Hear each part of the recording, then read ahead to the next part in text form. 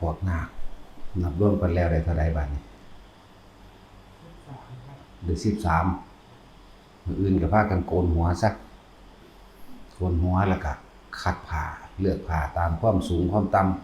ำถ้าผู้สูงจะเอาผ้าเมตร80ไปห่มมันก็บ่ได้เด้มันเหี่ยนบัดนี้ผู้ต่ำๆเอา2เมตรคูณ 3.10 มันก็บ่ได้อีกแล้วมันตามยามเนาะจังหวะส่วนบาทมันก็คัดไว้แล้วมันก็คัดผ้าพี่เลี้ยงเบิ่งผ้าแล้วก็พระพี่เลี้ยงก็สอนพระวินัยเบื้องต้นพระพี่เลี้ยงสอนการห่มผ้าแบบใดห่มสะดือแบบใดระวังครึ่งแข้งแบบใดก็ว่าไปก่อนที่ใส่ผ้าให้ก้าวคำอธิษฐานใส่ผ้าแบบใดก็บอกกันไปนั่นแหละแล้วก็ให้บอกต่อไปขั้นตอนการท่องจำสิ่งที่สำคัญก็คือการแสดงอาบัติพวกนี้การแสดงอาบัติก่อนที่ฉันอาหารต้องทำการพิจารณาอาหารปฏิสังขายโยนิโสเป็นปตังปฏิเสวามิก็ว่าไปเราจากฉันอาหารนี้อาหารบิณฑบาตนี้เพื่อยังอัตภาพมันเป็นไปหรือซื่อเด้จังถามหมู่หลวงปู่หลวงตาเฒ่าๆอยู่นี่นะกินข้าวกับหยังเฮาว่ามันก็ลาบหมูปิ้งไก่มันก็ลาบปลาครับอยู่นี่คือจังว่าอาหารบ่เห็นไปเน้นชื่อมันผู้ไว้ล่ะถามดูก็หมู่แซ่บบ่ผู้ไว้แซ่บอยู่กับหยังแม่นลาบหมูบ่แม่นว่าสุปหน่อไม้น่ะมันหลายอย่างเพิ่นว่าเรียกว่าบ่แม่นว่าอาหารอย่าไปเน้นชื่อพวกนี้นั่นแหละเอาตามที่หน้าตามธรรมดามันก็ค่อยเว้าเล่นเว้าหัวไปหั่นแหละอันนึงหั่งบ่เล่นเด้จริงแต่ว่าเว้าในลักษณะบ่ซีเรียสซื่อๆการบวชมันก็เป็นของที่ได้ยากกระดอกนะประเทศไทยเฮา60-70 ล้านคนมีนักบวชอยู่ 300,000 ไกลกันบ่ล่ะแล้วถ้าว่ามันง่ายก็การบวชคือการสืบทอดพุทธศาสนาโดยตรงเป็นอัตลักษณะของบุคคลสืบมาก็สืบมาโดยบุคคลนี่เด้ล่ะอันอื่นๆจังเป็นของส่งเสริมสนับสนุนหรือกองหนุนดอกนี่เช่นการก่อสร้างต่างๆวัดว่ากุฏิวิหารเจดีย์ต่างๆยังคอยเสริมมาทีหลังเป็นกุศโลบายอันหนึ่งในการเรียกว่าสร้างสมในการสละทานเพื่อเกิดความเห็นแก่ตัวของเจ้าของเองแหละเป็นธรรมดาปล่อยว่างเลยมันก็ปล่อยว่างบ่เป็นละเนาะก็เลยต้องหาวิธีพระพุทธเจ้าเพิ่นแยบคายอยู่แล้วแม้กระทั่งการพิจารณาซึ่งสัมมาสัมโพธิญาณว่าการสิตรัสรู้ซึ่งพุทธเจ้านี่ต้องเสียทำสิ่งใดก่อนเพิ่นพิจารณาใครควรอยู่แล้วเพิ่นก็พิจารณาทานขั้น1ท่านขั้น2ท่านขั้น3พอต่อตกลงคงใจเป็นที่ถูกต้องโดยเรียบร้อยโดยพระองค์เองแล้วเกิดแผ่นดินสะเทือนทานปรมีอาหารจรสะดวกนุที่อยู่อาศัยตลอดทั้งเครื่องอำนวยความสะดวกต่างๆนานาสารพัดเบิดทุกอย่างล่ะบ่ว่าสิเป็นร่มบ่ว่าจะเป็นรองเท้าบ่ว่าจะเป็นยานพาหนะต่างๆมันทานที่1ทานที่2เป็นของในกายเป็นเลือดเป็นดวงตาเป็นจังซี่เป็นต้นเป็นกำลังแรงกายทานที่3ก็คือสละชีวิตเป็นทานพอตะลงปั้วนี่ก็เกิดแผ่นดินสะเทือนเรือนรันนั่นแหละเป็นจังซั่นเพิ่นก็เลยเอาทานขึ้นก่อนเพราะมันเป็นของเฮ็ดได้ง่ายเด้มันแม่นของเฮ็ดยากเด้ล่ะเนาะแต่ว่าคนที่คนเห็นแก่ตัวเป็นของเฮ็ดได้ยากเนาะพวกเศรษฐีสิได้นี่ที่แนวนี่เฮ็ดได้ยากคนจังซั่นแหละแล้วการบวชเป็นการสืบสานโดยตรงแล้วก็ได้ขึ้นชื่อว่าเป็นการสร้างโพธิจิตโพธิธรรมโพธินี่หมายถึงโพธิปัจจยธรรมอันเป็นเครื่องตรัสรู้ของบุคคลผู้สิเข้าสู่การหลุดพ้นวิมุตติหลุดพ้นนั่นเองจึงเรียกว่าโพธิมีสติปัฏฐาน4สมปัฏฐาน4อิทธิบาท4อินทรีย์5พละ5โพธิ7มรรค8รวมได้เป็น37อย่าง เรียกว่าโพธิคำว่าจิตก็หมายถึงว่าได้สั่งสมหน่อเนื้อเชื้อแห่งหนทางในการตรัสรู้หนทางในการบรรลุธรรมเข้าสู่จิตแห่งตนเองจึงเรียกว่าโพธิจิตแล้วก็โพธิธรรมโพธิจิตฟังเข้าไว้เป็นนอเนื้อเข้าไว้โพธิธรรมก็คือ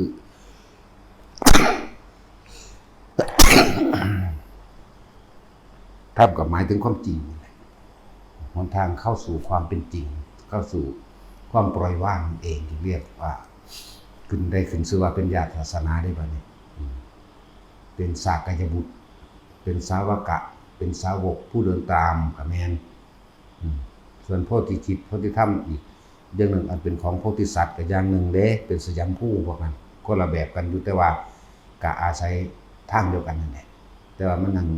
ยิ่งยวดก็กันนะต้องแยกให้ฟังบอกเนี่ยบุคคลผู้บวชเอง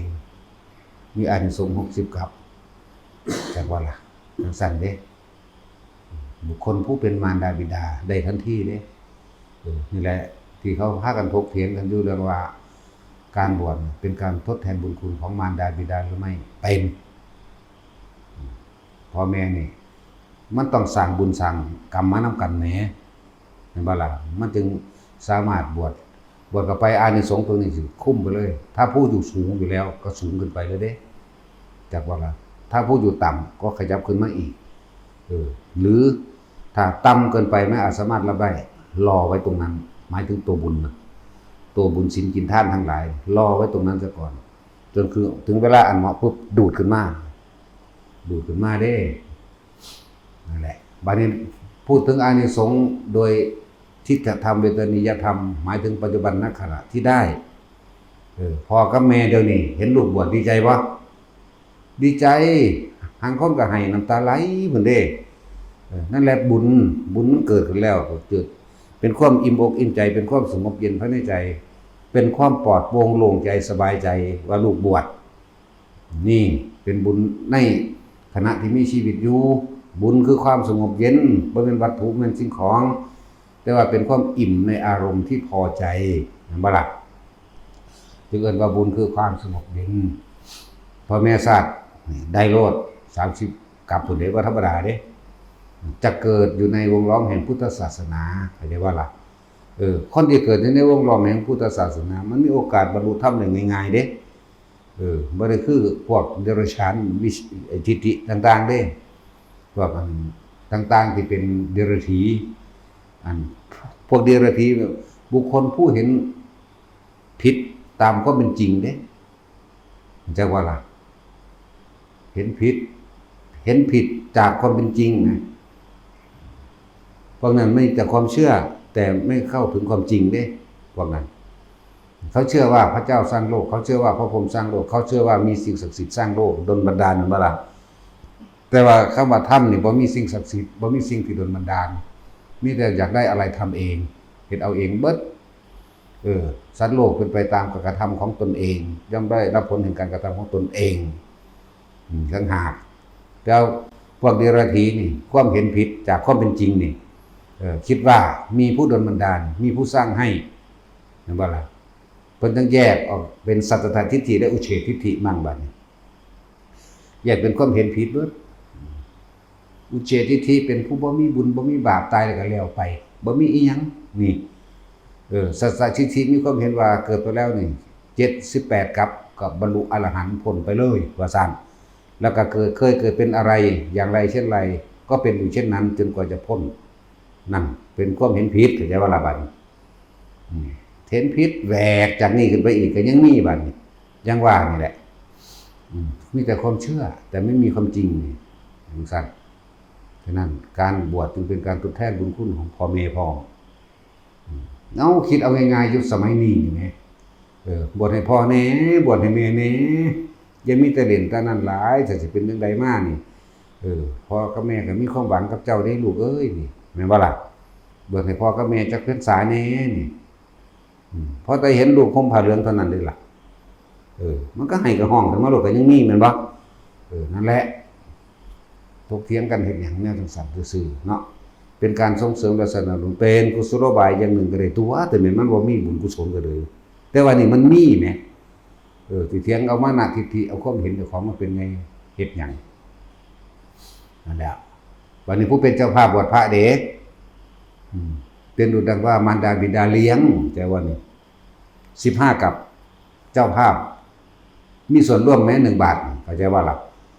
แม้1 บาทขึ้นไปนี่มันก็เป็นหนึ่งในการซื้อเข็มมั่งได้มั่งค่ากาสาวพัดมั่งในอัฐบริการ8มั่งก็ร่วมกันตัวจะได้น้อยแต่15กับเข้าใจว่าล่ะก็สิได้ก็เริ่มความเป็นจะเป็นมารดาบิดาตัวจริงของลูกผู้บวชเริ่มเป็นญาติห่างๆซะก่อนที่แรกแต่ว่าก็เป็นญาติเต็มๆใช่ป่ะล่ะทั้งสั้นตัว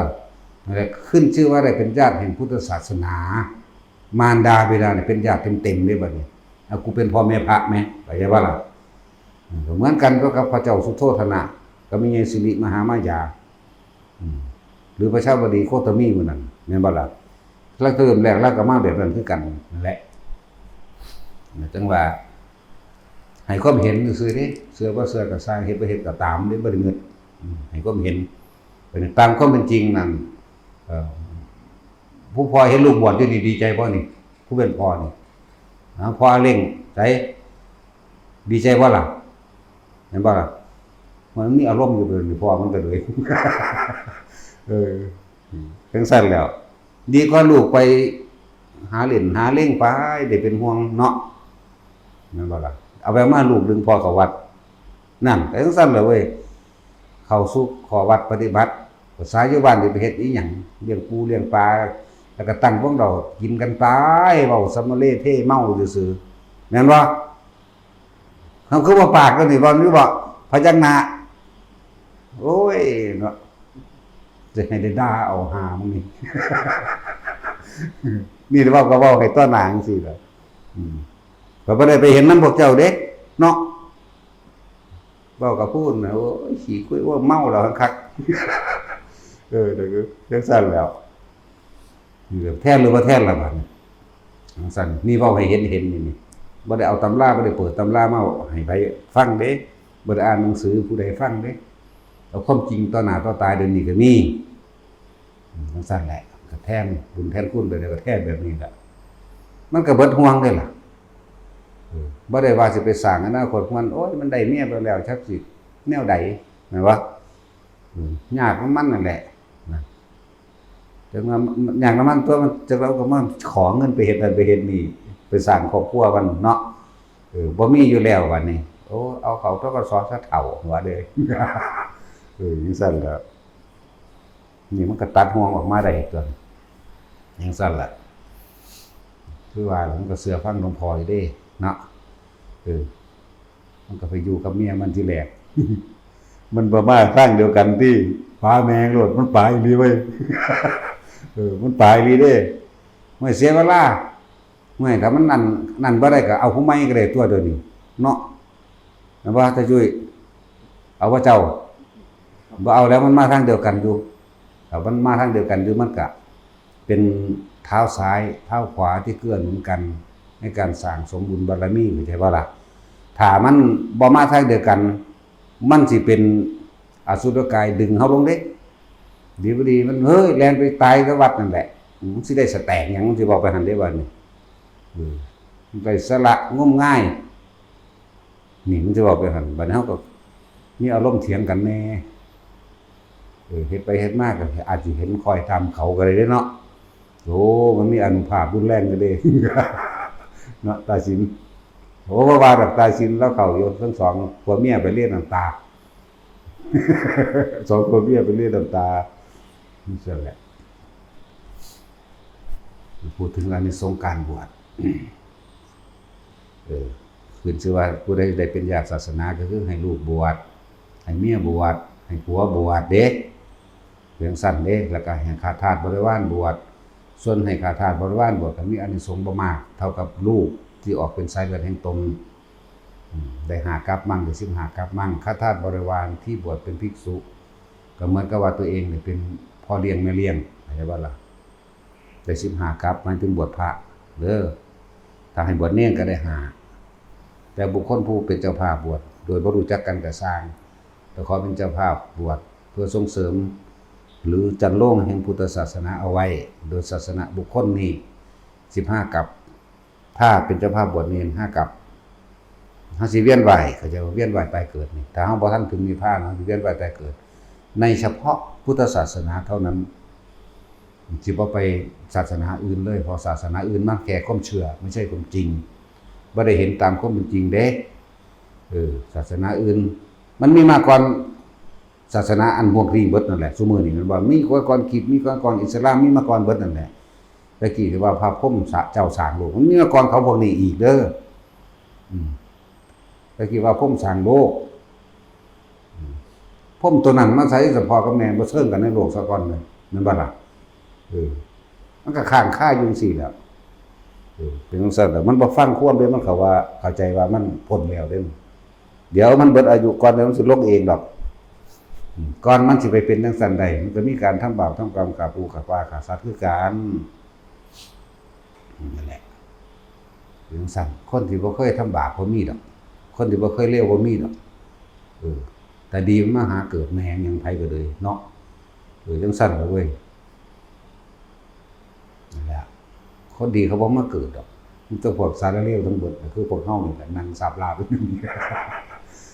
อย่าว่าแต่ของดีเด้อสิบอกให้เลวเบิดนั่นแหละจังมาเกิดถึงมันซั่นแหละเอาไปคิดเบิ่งเอานั่นโดยคิดเอาชาตินี้ก็ได้นะตั้งแต่เป็นเด็กน้อยจำความได้พวกผู้ชายก็หายิ่งขี้โกะยิ่งขี้กระพร้อมมั่งบางพวกกับจูดบางกระโปกใส่ปากเขียนขาดเนาะพากันแกล้งขี้เกียมหางขาดมั่งพวกผู้ชายเป็นเท่านั้นสารพัดดอกอันนั้นสิเป็นทรมานบางทีก็เอาแม่งข้ามมาผูกเขามันน่ะบินมึงบ่บินกูขี่มึงกินสนุกสนานเฮฮามันบ่บินฟาดซะฟื้นซะก็มีนั่นเรียกว่าล่ะบ่ได้คิดติว่าเขาสิเจ็บสิปวดแม่นบ่บางทีก็เอาอันแม่งขับปีกเขียวน้ำผูกคอได้มันก็บินคือกันนี่พวกผู้หญิงก็หาสอนกบสอนหัวคือเกียดเปิดข้างหน้าหากบหน่อยเปิดไปตรงใบตองไปเด้จังซั่นล่ะบัดนี้ได้ตักแตนแมงมันก็เด็ดแข้งเด็ดขาดอกคิดว่ามันสิบ่เก็บบ่เคยถึงความรู้สึกสิ่งเหล่านี้บ่เคยก็แล้วกันน่ะเฮาจึงเห็นสัตว์ทั้งหลายเป็นอาหารคือว่านั่นแหละมันเป็นโทษเป็นกรรมของวัฏฏะสงสารที่มียาวนานสิบอกว่ากรรมอันใดก็บอกบ่ถูกมันหลายโพดอย่างซั่นเฮาก็เลยเห็นสัตว์เป็นอาหารสัตว์ก็มาจากคนอย่าบ่ล่ะมาจากคนเขาเดี๋ยวนี้เด้นั่นแล้วจังแยกออกเป็นไปตามกรรมแต่แม่แก่องค์เป็น10อย่างว่านี่แล้วผู้ใดมีโอกาสได้บวชแล้วก็ให้ถือทุนตรงนี้ไว้60กับนี่เกิดดีตลอดบ่ผิดภาวินัยบ่มีหยังของข้าไปในใจในการบวชแม่นสิสึกออกไปก็สร้างขึ้นสบายได้สร้างนอกเนื้ออันบริสุทธิ์ไปแล้วชาติต่อไปมันก็ตื้มขึ้นไปเพิ่มขึ้นไปเด้จนถึงที่สุดนะจนถึงที่สุดแห่งพระนิพพานการฝึกหัดปฏิบัติของตนก็ปลอดภัยบ่มีอันตรายนั่นแหละอยู่ซะว่ามันคล่องมันง่ายขึ้นนะจังว่า แจกแจงรายละเอียดว่าการบวชเป็นการทดแทนบุญคุณของมารดาบิดาหรือไม่สิไปเทียบใช้ทดแทนบุญคุณมารดาบิดาถึงพระนิพพานมันก็บ่เทียบได้หรอกเนาะอันนั้นเป็นสิ่งที่ทุกคนต้องทำเอาเองไม่อาจสามารถทำให้กันได้อันทดแทนบุญคุณคือเฮาเป็นหนี้เฮาก็เอาเงินไปใส่หนี้นี่แหมมันก็เทียบไปจังซี่เอาตัวนั่นแหละจังว่าสิถกเถียงเฮ็ดอีหยังเป็นจังซี่บ่ทดแทนว่าล่ะแบบเดียวกันทดแทนแบบนี้แหละแบบเปรียบเทียบให้ฟังพ่อแม่บางคนก็คือว่านั่นแหละว่าถ้าลูกบวชให้ดีใจสุยผิดหรือถูกก็ซั่นกูดีใจไปก่อนจังว่าซั่นแหละหลายอันหลายอย่างที่บ่เข้าใจมีโอกาสแล้วคนที่บวชเนี่ยมันสิบ่สำเร็จมรรคผลก็สร้างมันสิทำผิดก็ตามใกล้กว่าคนที่บ่บวชก็แล้วกันเพราะว่าเขาสร้างหน่อเนื้อเอาไว้แล้วเขาสร้างหน่อเนื้อเชื้อแห่งโพธิจิตเอาไว้แล้วถึงเวลานั้นอยากบวชจะบอกว่าเกิดเวียนมาไปถึงพุทธศาสนาถึงเวลาอยากบวชโลด ที่เป็นของมันดอก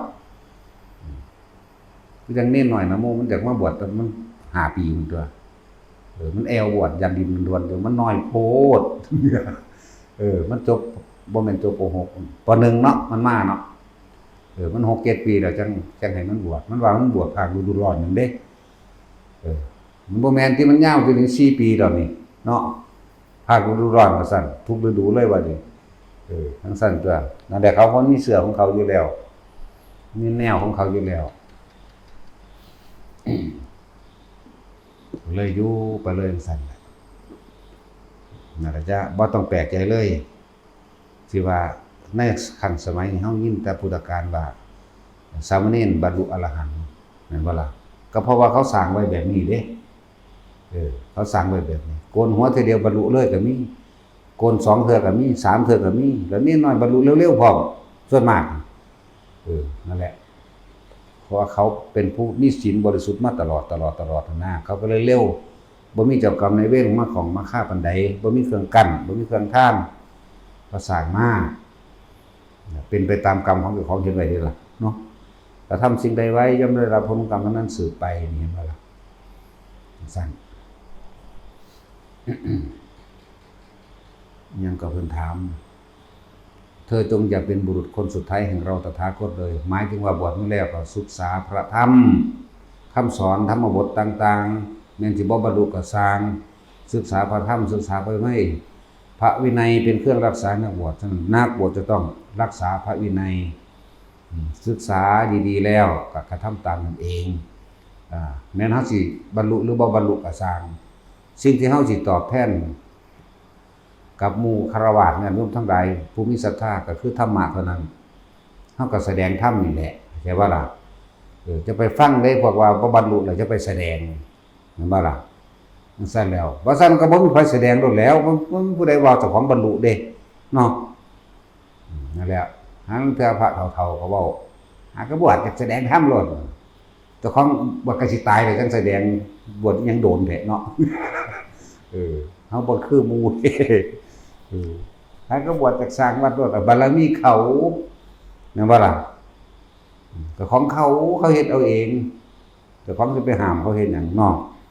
แต่เขาบ่แน่จริงเขาสร้างบ่ได้ดอกนาเอาแม่จังซั่นล่ะเว้ยคือการบรรลุนั่นแหละบางคนก็บรรลุสักคนนึงบวชได้ล่ะแต่บวชในมื้อนั้นเด้หลายคนเลยได้ล่ะว่าบรรลุอรหันต์ถึงบวชเนาะแสดงยังละลืมละคือจังพวกกัสสปะโคตรนะอาลาระดาบทบ่อุทกาดาบทมันบ่แม่นเด้เนาะแล้วก็ยังขยากัสสปะนาทีกัสสปะนะเนาะกัสสปะโคตรพวกนั้นแหละอุรุเวลากัสสปะนะพวกนี้เลยฟังอนัตตลักษณะสูตรหรืออธิตตปริยสูตรจบแล้วก็บรรลุเบิดทันเป็นพันเด้อนั่นน่ะเพราะว่าเขาเจ้าสั่งสมมาไว้แล้วก็บ่เห็นว่าสิไปเดินจงกรมสมาธิทั้งใดดอกแต่ว่าเขาเจ้ามีครบพร้อมไว้แล้วเด้เขาเจ้าเฮ็ดไว้แล้วแต่อดีตชาติพุ่นมาสะสมไว้รอผู้นึงเปิดนิดหน่อยเท่านั้นเองจะได้อาศัยโพธิปัญญาอาศัยปัญญาอันเป็นเครื่องตรัสรู้ของพระศาสดาดังว่าให้พวกเฮานั่นอย่าขี้คร้านขี้เกียจในการจะมาทำวัดการทำวัดมันบ่แม่นว่าเฮามาเฮ็ดเอาทำพิธีมันเด้ท่องบนทรงจำคล่องปากขึ้นใจรู้แจ้งแทงตลอดซึ่งความหมายเป็นอย่างดีจากวันคำแปลเฮาก็มีอยู่แล้วนั่นแหละคือความหมายมันท่องบนทรงจำคล่องปากขึ้นใจคือจังเข้ามาทำวัดนี่บทธรรมจักรมั่งบทอนัตตลักษณะสูตรมั่งบทอธิตตปริยสูตรมั่งปฏิจจสมุปบาทมั่งท่องจนคล่องปากขึ้นใจขึ้นนึกท่องไปในตัวเองกับของเองผู้เดียวนี่คล่องปากกับเขามาในหมู่รู้ออกเสียงสิคล่องไปแล้วขึ้นใจรู้แจ้งแทงตลอดด้วยความเห็นเป็นอย่างดีด้วยความหมายของคำสอนที่เป็นภาษาบาลีเป็นอย่างดีนี่เฮาแปลให้มันเข้าใจขนาดนี้จังสิได้แหละคล่องโอ้มันก็เข้าใจแต่ว่ากูปล่อยว่างบ่ทันได้แบบกูเฮ็ดบ่ทันได้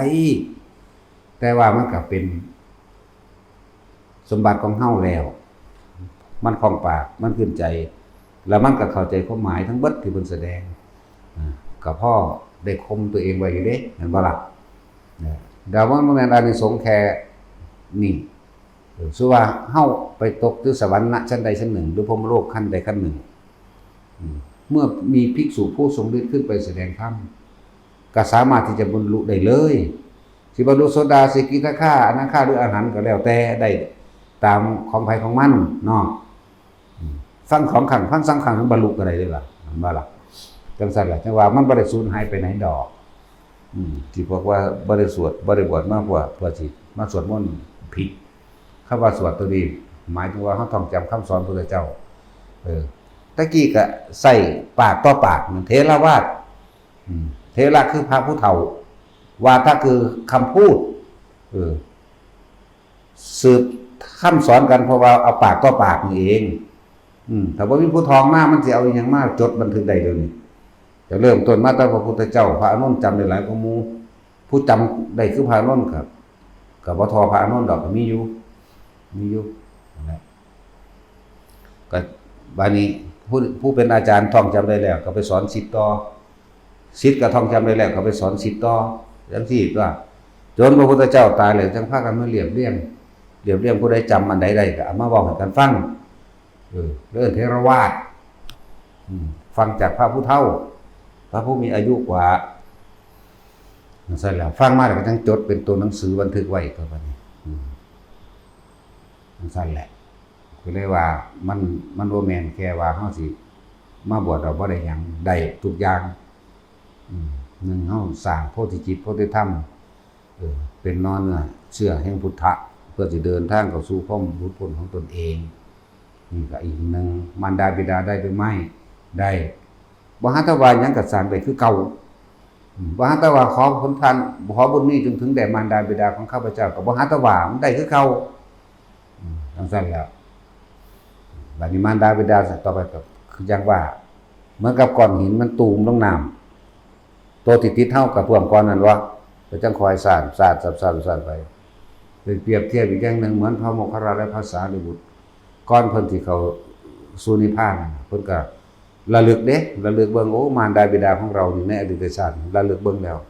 โอ้ผู้นี้ตกได้ยากแบบนี้นี่เพิ่นก็นำตอดบุญแทนคุณเฮ็ดให้พ้นจากนรกเข้าใจบ่ล่ะบัดนี้แทนบ่ล่ะบัดนี้เป็นจังสิบ่แทนแม่พระโมคคัลลา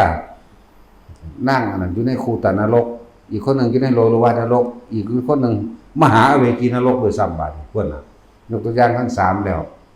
มารดาของพระสารีบุตรอีกคนหนึ่งเป็นเปรตอยู่หน้าข้างลำน้ำโลหินีอีกคนหนึ่งก็เป็นเปรตที่มีมาแต่สมัยใดแล้วเป็นเปรตกินสมองกินขี้มูกกินคูดนั่นน่ะนี่ก็2ตัวอย่างแล้วแม่นบ่ล่ะจังซั่นแหละจังเกิดที่มีพระสูตรอันนึงเรียกว่าอุรัมพนสูตรโดยพวกเฮาเข้าใจพระโมคคัลลาช่วยมารดาพ้นนรกนะเป็นที่มานั่นแล้วบ่แม่นว่าไปท่องคาถาพระโมคคัลลาดับไฟนรกเทโลโมคคัลลาโนรรกตังโรหะโกปิทิสวะปฏิอาคัมมปฏิแล้วก็เป่าอันคนเป็นบาดเป็นแผลไฟลวกน้ำร้อนลวกแต่ว่าล่ะนี่มันไปใส่แนวนั้นแล้วนะเป่าโลดเป่าจนปากสีคุณเศร้าเองดอก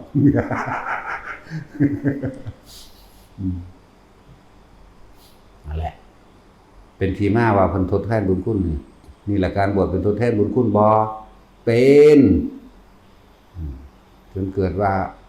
พระโมคคัลลาลงไปดับไฟนรกแม่มันติดอยู่ในพวกกันนรกแต่ละหลุมต่างๆเย็นในชั่วขณะมันดึงขึ้นมาอุปมาให้ฟังว่าดึงขึ้นมาเหมือนกับมือแม่ชีวิตจากนรกแล้วลุดมือลงไปอีกลุดลงมือตลอดดึงคนนี้บ่ได้อีกแม่ผู้นึงหิวบิณฑบาตได้นี่ดับไฟนรกลงไปจับเขาป้อนใส่ปากแม่แค่ว่าปากย้อนใส่ปากกันไฟไหม้วึบขึ้นเลยในปากบางคนก็เอามือจกเอาไปในบาตรเพิ่นไฟไหม้ปุ๊บดึงขึ้นมาปั๊บอีกผู้นึงก็ไปเห็นแม่ก็เป็นอยู่ในคูตนรกหลุมซ่วมเรียกว่าคูตะคูดหลุมซ่วมเหม็นเป็นหนอนบางไงเป็นขนเป็นแผงแม่จำลูกได้ลูกก็จำได้อยู่โอ้พอดีละลูกเอ้ยแม่สุขสบายดีแล้วบ่ต้องทำมาหากินหยังแล้วเฮาสบายดีแล้วมันอยู่นำแม่มาซั่นน่ะ ส่วนลูกบ่อยู่นำจังซั่นแล้วก็พยายามสิซอยแม่โอ้ยอธิบายให้ฟังแล้วว่า อันนี้มันเป็นขี้เด้ว่าสามารถสิกินได้แม่ก็อธิบายของเจ้าของคือกันจนพระพุทธเจ้าทรงพยานโมคคัลลาว่าสามารถทำเช่นนั้นได้เธอจงกลับมาก่อนภาษาลีบุตรก็เหมือนกันเด้นี่เราควบคู่ทั้งสององค์ส่วนเรื่องของภาษาลีบุตรกับภิกษุ30รูปข้ามแม่น้ำโลหินีมามีเปรตตนหนึ่งมีตั้งแต่หนังห่มกระดูกเข้าไปใกล้ๆนะผู้ภิกษุนั่นนั่งยองๆร้องว่าพระคุณเจ้าทั้งหลายเห็นลูกไส้ผู้ขาบ่เห็นบุตรผู้ขาบ่แม่บุตรลูกไส้เจ้าชื่อว่าจังไดก็ทำเสนาบดีสารีบุตรนั่นเด้ซั่นบ่แม่นดอกพระภิกษุเหล่านั้นว่าแม่ภาษาลีบุตรบ่ทันได้ตายอยู่พุ่นพวกนั่งสาลีพระมณีอยู่นารันทาพุ่นบ่แม่นในอัตภาพที่ลอยแม่มึงบางลอยซากมาแล้วเคยเป็นแม่ภาษาลีบุตรใช่บ่เด้ฮู้มันปานนั้นโอ้ภาษาลีบุตรก็ชูล่ะอยู่ในเชตวันพวกอาตมานี่กำลังสิไปเข้าเฝ้าพระศาสดาเดี๋ยวสิบอกให้ดอกแต่ว่าเบิ่งแล้วหิวน้ำบ่นี่ก็หิวน้ำร่างกายใหญ่เด้เปรตแปลว่าผู้หิวกระหายไม่มีวันพอเด้ปากก็ว่ามันปากแหลมๆคือเขาวาดมันยาวไปเด้แต่ธรรมดามันมีปากน้อยทองหูเข็มนี่ปากมันปิดมาไว้แล้วก็เป็นปิๆเข้าไปหูเข็มนี่แต่ว่ามันบ่มีหยังกินลงไปได้ดอกก็เลยว่าหิวน้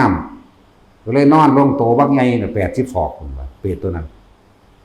พระเขาเจ้าก็ตักน้ำใส่บาตรมาผู้ดองเทลงจนถามว่าอิ่มหรือยังโอ้ยอย่าว่าแต่อิ่มเลยพระพุทธเจ้าล่วงลงไปในลำคอแม้เพียงแค่ละอองฝนหนึ่งก็ยังไม่มีเลยพระเพิ่นก็ซักแล้วความสลดสังเวชใจแล้วเพิ่นก็เดินทางไปเลยหนีเข้าไปพูดกับไปบอกภาษาลีบุตรล่ะบอกเอาโสมีเปรตนั่งหนึ่งอยู่ระหว่างข้างแม่น้ำโลหินีบอกว่าเป็นมารดาของท่าน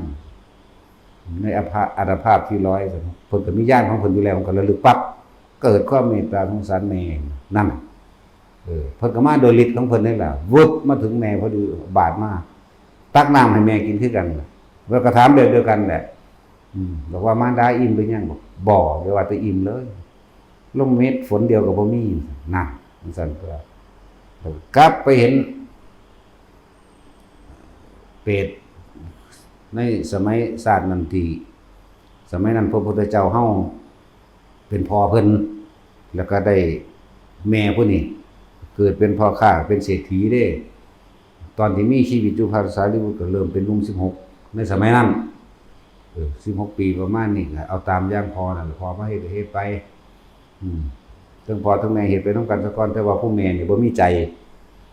นั่งเศรษฐีนี่คนนี้บ่มีใจที่สิยินดีในการรวมในทานเลยแม้แต่ครั้งเดียวขณะเดียวก็บ่มีแต่ความอิจฉาริษยามีแต่ความหวงหามทรัพย์สมบัติอันใดเอาไว้ตำหนิในใจได้ว่าบ่ปากจนว่ามีการค้าขายต่างประเทศที่เดินทางไปเป็นเดือน2 เดือนหมดล่ะจนสิกลับมาได้เพิ่นก็สั่งเมียเพิ่นไว้บอกว่าน้องหญิงหากว่าพี่ไปไม่กลับมาน้องหญิงจงทำภาระอันนี้แทนอย่าลืมตื่นขึ้นมาแล้วจงให้ทานแก่สมณชีพราหมณ์ทั้งหลายตลอดทั้งคนเดินทางไกลคนทุกข์คนยากคนลำบากขอเธออย่าทำกิจกรรมอย่าให้ขาดคือนี่ก็ว่าจ้าล่ะ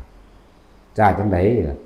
พอจะไปวิทย์มือเดียวตอนนั้นน่ะมือใหม่มาเลิกลงท่านถิ่นเบิดสมณชีพราหมณ์มาบิณฑบาตเป็นปกติของข้าเจ้าบอกข้าเจ้าพวกหัวโลนพวกกินฟรีพวกสูนั่นไปหากินสมองหมาซะพวกบ่มีสมองพวกบ่มีปัญญาทำมาหากินตัวเองไปหากินขี้มูกไปหากินน้ำลายเขาด่าไปลือลงท่านออกพวกคนทุกคนอยากเดินทั้งกงทั้งไกลลือที่ไม่เบิดเลยกว่าเพิ่นสิเดินทางกลับมา2 เดือนกว่าๆ3 เดือนกลับมานั่งนี่ป่วยตายว่าล่ะเมียเพิ่นเองคือแม่ภาษาลีบุตรในสมัยนั้นป่วยตายตกนรกได้นั่นเป็นอสงไขยอย่าลืมมันธรรมดาเด้นั่นเดี๋ยวว่านี่ตกนรกบักโดนได้นั่นน่ะที่เบิ่งเอาแต่ว่ากาลสมัยพระพุทธเจ้าเฮามาเป็นพระโคดมนี่จังมาเป็นภาษาลีบุตรเบิ่งมันโดนขนาดใด นั่งอันนี้นั่งอันเปรตกินสมองนี่สมองหมานี่กินขี้มูกน้ำลายนี่กินของหมูดกินของขูดต่างๆของเสียต่างๆนี่จนว่ามาสมัยนี้มันเท่าใดแล้วที่แรกตกนรกเขาจะว่านรกแล้วก็เลื่อนขึ้นมาแต่ละอันอสุรกายมีสักชนิดเป็น24 25ชนิดเป็นเปรตเท่าไรชนิดเป็นมาจนชนิดสุดท้ายถึง12เป็นชนิดที่สุดท้ายจนว่าฮอดอันนี้นะปรัชญตูชีวิเปรตผู้อาศัยอาหารจากการอุทิศส่วนบุญอุทิศผลทานจากผู้อื่นจะว่าล่ะจนมาฮอดเหนียวเป็นอสงไขยได้เนี่ยอันคนนี่ก็ดีแล้วไปเห็นภาษาลิบุตรกับโอ้ยสารีบุตรกับบินทบาทมาก้าวเข่าเนี่ยให้แม่นี่พอตะมือไปแตะบาทท่านฟงกระเด็นออกเลยมือฟงใหม่บุบวับขึ้นมาเลยเห็นจังได้ก็กินบ่ได้นั่นแหละเป็นเหตุของพระพุทธเจ้าเอิ้นสารีบุตรเห็นบ่ได้ดอกนั่นแหละจังเอิ้นเรียกกลับขึ้นมาทั้งสองพระองค์น่ะคือพระโมคคัลลากับพระสารีบุตรมาคุยกันพระเจ้าบอกว่ามันมีหนึ่งพิเศษอยู่ผู้หนึ่งอันเราตถาคตบำเพ็ญบารมีอันเป็นเครื่องพิเศษนะในเป็นบารมี6อย่างเพื่อที่จะสงเคราะห์บุคคลผู้เป็นมารดาแห่งเราตถาคตนั้นด้วยและมารดาแห่งพวกเธออันเป็นสาวกนั้นด้วยอาศัยพุทธบารมีในวันขึ้น15 ค่ำเดือน 7พวกเธอทั้งหลายจึงเตรียมอาหารวางข้าวนั่นแหละเตรียมอาหารวางข้าวตลอดทั้งเครื่องทายาถ้ำทายาทานทั้งหลายแหละเอาไว้แล้วนิมนต์ภิกษุทั้งหลายเอามาในทิศทั้ง10มาเพื่อรับทานแล้วจงอุทิศผลทานบุญกุศลกรรมดีนั้นให้แด่มารดาบิดาของพวกเธอทั้งหลายนั้นเถิดพระพุทธเจ้าสิพาเฮ็ดเองนั่นแหละเฮาจึงมีตัวอย่างมาเฮ็ดว่าขึ้น15 ค่ำเดือนเป็นอันวันจุติกิจของพระพุทธเจ้าเพิ่นบ่ได้อยู่ในท้องแม่เป็นปกติคือเฮาเด้ถ้าสิเว้าตัดจุติลงมามัน11 เดือนบ่ได้จักว่าล่ะว่าโดยรูปวัตถุต่างๆก็เกิดขึ้นธรรมดา1 เดือน 15 วันหัว2แขน2ใจเกิดขึ้นเป็น1จึงมีการเคลื่อนที่จากสันดุสิตลงมาแต่ว่าการอยู่ในท้องของเพิ่นนั้นบ่ได้อยู่คือพวกเฮาเรียกว่า10 เดือนมั่ง11 เดือนมั่งนะจังซั่นตักสิอธิบายเป็นหยังดอกว่าแนวสิก็เป็นอาจินไตยอย่างนึงเนาะก็มีก็ฟังไว้เพราะได้เถียงกันนั่นแหละแต่ว่าเป็นประโยชน์กับพวกหลายว่ากับผู้คิดว่าเป็นก็เป็นผู้เฮ็ดให้มันเป็นโทษก็เป็นด่าเฮาด่าก็สร้างแต่ว่าเฮาเว้าให้ฟังนะจังว่ามันมี15 ค่ำเดือน 7ผู้ใดจะค้นในพระสูตรก็ไปค้นเบิ่งตัวอยู่ในหนังสือพระไตรปิฎกก็มีมั้ยเพิ่นเทศน์ถึง3 ครั้ง3วาระนั่นเด้ล่ะในอุลัมพนาสูตรกดเข้าไปแต่ว่าอยู่ในโทรศัพท์อุลัมพนาสูตรเขาบ่เอาลงทั้งเบิดดอกอีกอันนึงก็บ่ได้เอิ้นว่าอุลัมพนาสูตรก็อยู่ในของเขาว่าพระโมคคัลลาดับไฟนรกนั่นแหละอีกอันนึงเพิ่นเทศน์3 เทื่อนะไปหาเบิ่งเอาเองนี่เรียกว่าหลายๆอย่างที่พวกเฮาบ่ทันอาจเข้าใจเขาว่าอุทิศบุญบ่ได้บุญอันเกิดจากความสงบเย็นของเฮาโดยจริงๆมันอุทิศบ่ได้แต่ว่าบุญอันเกิดจากการให้ทานเฮาเว้าร่วมมาซื่อผลทานเห็นบ่เฮาเว้าภาพเว้าใหม่ผลทานบุญกุศลกรรมดีพร้อมหรือต้องเว้าใหม่ตะกี้บุญนั่นจนถึงแด่บุญนี้จนถึงแด่บัดนี้เฮาเข้าใจโดยความหมายมันแล้วอย่าว่าล่ะก็เลยเว้าจนย่อว่าบุญมีผู้เถียงว่าอุทิศบุญบ่ได้นะแต่อุทิศบุญได้ก็อุทิศบาปได้ซั่นไผสิเอาเด้อนี่อุทิศบาปแม่ขอบาปนี้จงถึงแด่มารดาบิดาข้าพเจ้าเอาอยู่บ่ไผสิไปเฮ็ดแนวนั้นโอ้ยบอกคิดแต่ว่ามีปากอยากเว้าเนาะอุทิศบ่ได้โพดแต่ว่าเขาสิเอาอยู่บ่แล้วมันเป็นที่นิยมอยู่บ่มันบ่ล่ะเฮาไปลักของเขาไว้ถูกจับตำรวจนำพาไปหาพ่อหาแม่ได้บ่นี่คือโดยรูปวัตถุได้คือกันพ่อแม่กระวนกระวายบ่ฮู้ว่าลูกเฮ็ดบาปกระวนกระวายนั่นแหละ บัดนี้บ่หาแต่ผู้อื่นบัดนี้เว้าเรื่องของพระพุทธเจ้าเฮาสมัยเกิดเป็นลูกชาวประมงเนาะลูกชาวประมงเขาไปหาตกเบ็ด10เบ็ดนึงได้ปลาตัวนึงสิขึ้นมาเขาก็ดีใจหัวเราะกันโอ้ตัวใหญ่แต่สูแหละเพิ่นย่างเดินทางมาพอเห็นซะดีแล้วเอิ้นใส่หมู่สู้ได้หยังสู้ซั่นปลาเฮ้ยปลานี่โอ้ยดีเนี่ยซ้ำนี่นึงแม่ไปโมทนานำเขาแล้วนั่นโมทนาบาปไปยินดีจะไปยินดีในบาปยินดีในบาปในกรรมของผู้อื่นเรื่องสั้นตัวก็หันตะอุทิศก็ได้เด้อแน่จังสิมันง่ายๆเด้เนาะอะไรทำได้ง่ายที่สุดนินทานั่นบ่ง่ายสั้นละเขาว่าบาปเขาว่าบุญทำข้อมูลให้มันรู้แจ้งละเอียดเอาทั้งว่าพูดถึงว่าอานิสงส์การบวชของหมู่ภิกษุสงฆ์ถ้าผู้ใดมุ่งมั่นจริงๆได้ชาตินี้เบิดตั้งใจเถอะค่อยๆเฮ็ดไปค่อยๆทำไปนั่นแหละเฮาว่างหมากเฮาไว้เฮาว่างจุดหมายเฮาไว้ตั้งเอาไว้แล้วเฮาก็ค่อยฝึกหัดปฏิบัติไปจะไปคิดถึงเพราะถ้าตั้งเอาไว้ซะก่อนเรียกว่าอธิษฐานบารมีตั้ง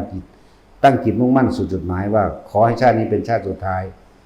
ในการฝึกหัดปฏิบัติทั้งหมดให้ถึงซึ่งพระนิพพานในชาติสุดท้ายดับทิ้งไปแล้วก็อยู่ในปัจจุบันให้ได้ปัจจุบันลมหายใจปัจจุบันอุณหภูมิปัจจุบันความรู้สึกตัวอยู่แค่นี้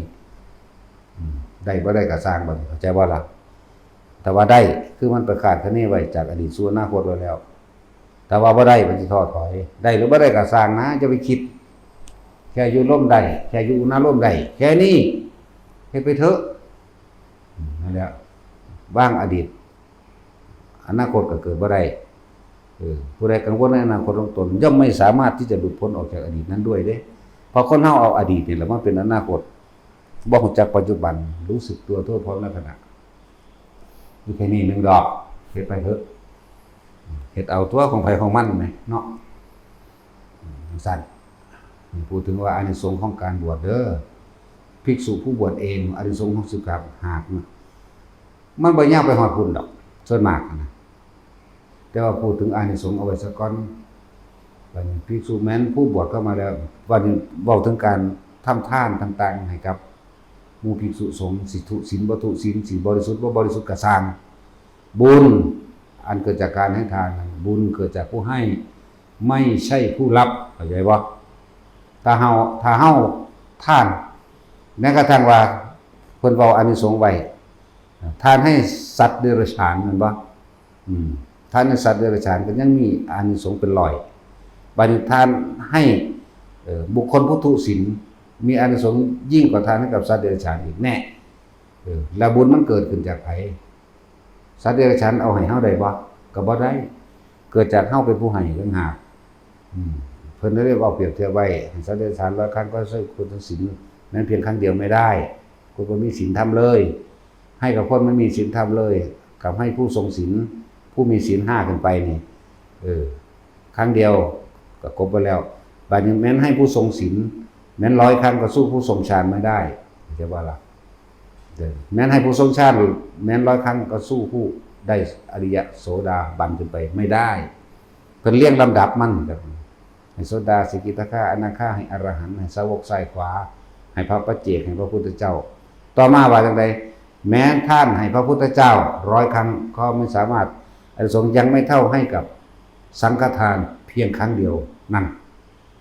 พระสงฆ์สิเป็นผู้ทรงธรรมคำสอนแม้นพระสงฆ์นั้นสิบริสุทธิ์หรือบริสุทธิ์ก็สร้างแม้นการต่อไปแห่งอันตรธานแห่งพุทธะ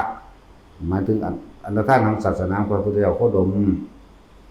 แม้นสงฆ์นั้นยังมีสมมุติว่าสมมุติสงฆ์เพียงผ้าน้อยห้อยหูเป็นสัญลักษณ์ว่าเป็นสงฆ์แม้จะมีลูกมีเมียทำมาค้าขายอยู่ดังพาณิชย์ต่างๆหรือทำไร่ไถนาอยู่ก็ตามค้าขายอยู่ก็ตามแต่ว่ายังมีสัญลักษณ์ว่าเป็นสงฆ์ใส่ตุ้มหูไว้นี่ห้อยหูไว้เขาจะว่าว่าตะกี้เลื่อนเฮาบอกเฮาเจาะหูหรือห้อยไว้ก็ได้หรือผูกแขนผูกคอแขน รือเป็นสัญลักษณ์อันใดอันหนึ่งแล้วก็นิมนต์เขามาทั้ง4องค์เราให้ทานกับสงฆ์ทั้งหลายเหล่านั้นทานนั้นก็ยังขึ้นชื่อว่าบริสุทธิ์จากว่าหลักทั้งสั้นตัวบริสุทธิ์ก็เกิดความสงบเย็นเกิดบุญในตัวเองคือเก่าไหมจึงบอกว่าบุญนั้นเกิดจากผู้ให้ไม่ใช่ผู้รับต่างตรงที่อานิสงส์บุญเกิดเฮาได้ให้แล้วให้โดยไม่หวังสิ่งใดตอบแทนให้ทานโดยไม่หวังผลในทานไม่มีจิตผูกพันในผลของทานไม่มุ่งการสั่งสมในความอยากได้ทรัพย์สมบัติต่างๆเป็นเครื่องแลกกันบ่อยากดีอยากให้คนยอมของอยากมียศธรรมดาศักดิ์อยากเป็นผู้มีอำนาจจะว่าล่ะบ่มีการหวังผลในทานบ่มีจิตผูกพันในผลของทานทานด้วยความบริสุทธิ์ใจของตัวเองโดยไม่ปรารถนาสิ่งใดเป็นเครื่องตอบแทนบุคคลผู้ให้ทานเช่นนั้นแม้แต่การทลายขันธ์แล้วย่อมเข้าสู่พรหมกายิกาอันเป็นพื้นฐานของมุขมมองหมดอายุมันเห็นป่ะหมดอายุสิ้นฤทธิ์สิ้นบุญสิ้นกรรมของขึ้นไปสั่นต่อไปเลยเด้บ่มีลงมาเด้เพราะเขาบ่มีจุดหมายในการที่สิอยากได้หยังเขาว่าอยากเป็นทหารเขาอยากเป็นตำรวจเขาว่าอยากเป็นพระเจ้าแผ่นดินเขาว่าอยากเป็นใดๆทั้งสิ้นจิตเขาไม่มีที่ตั้งมันเป็นของความกลางๆไว้ซะก่อนกับปริสัชชาปโรหิตามหาปรมาปริตาภาอาภัสสราไล่ขึ้นไปได้บัดนี้จักว่าไล่ขึ้นไปเลยจนถึงที่สุดนี่ละท่านถึงพระนิพพานได้นี่ครับบ่อยฟังถ้าสิเว้าถึงความบริสุทธิ์จริงๆนะพวกบ่ปฏิบัติมันบ่ได้มีความเป็นพระพระแห้งละตัวแม่นบ่ล่ะบ่มีจริงๆนี่เด้อล่ะแต่ว่าเพิ่นก็ว่าเป็นสมมุติสงฆ์เรียกว่ามีเพศแห่งภิกษุภาวะก็เป็นสมมุติสงฆ์อันหนึ่งใช่ว่าล่ะบางพวกที่เห็นนั่นพระสงฆ์องค์เจ้าเฮ็ดแบบนั้นแบบนี้ไปไล่ไปโหไปกาวตูไปใส่ร้ายมั่งแม้นเขาจะผิดจริงก็ตามนะก็เป็นการส่อเรื่องกังวลหรือความประทุษร้ายตัวเองเด้นะเรียกว่าล่ะทำร้ายตัวเองอย่างคาดไม่ถึงเด้นะนั่นบ่ล่ะบาดจังซั่นแล้วสิไปว่าหยังถ้าผิดกับหมาซื่อๆมันก็ยังตกนรกอยู่นะคนแม่เนาะ สิให้เห็นหมายถึงว่าให้เห็นเจ้าของซะไปก็ดีบ่แม่นไปหาเหตุผู้อื่นไปจับผิดผู้อื่นดอก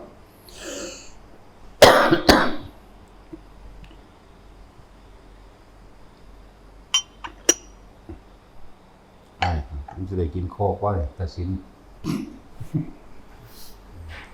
สิเห็นโทษของตัวเองเด้อทุกสิ่งทุกอย่างเกิดจากตนเด้อ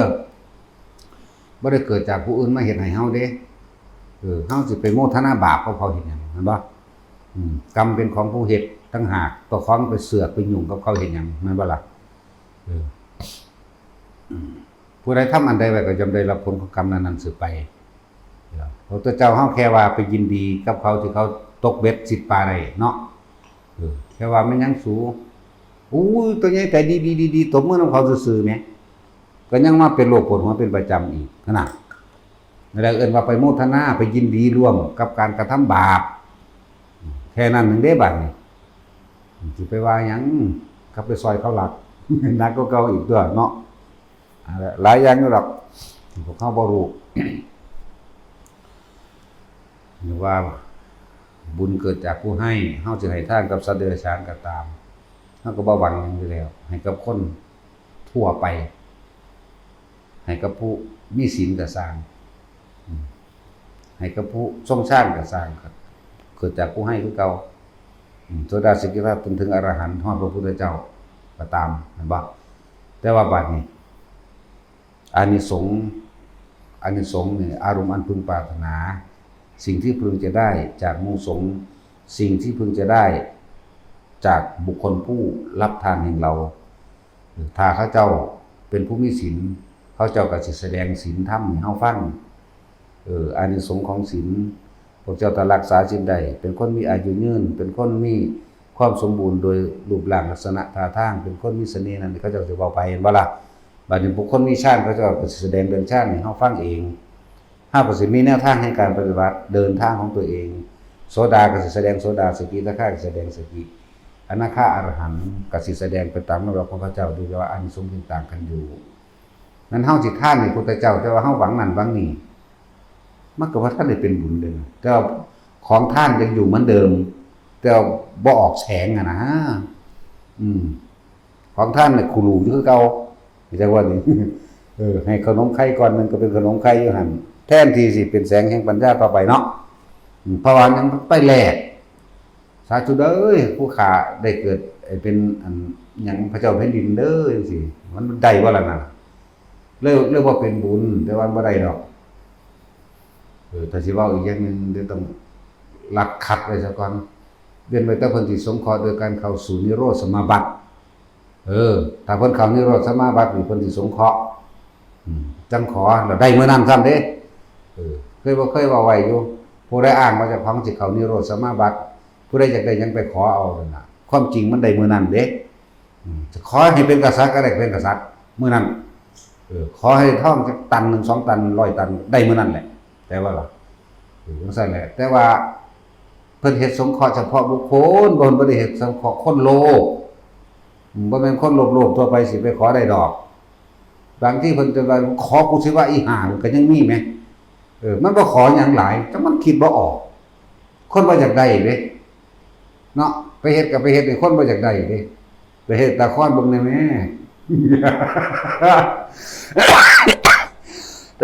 จังซั่นแล้วตาค้อนก็ขอให้เบิดหนี้เบิดสินนั่นแหล้วเนาะอันดับแรกแต่ให้มีเงินเหลือได้สงเคราะห์หมู่ต่อไปบ่เด้จังซั่นแหละแต่ตาค้อน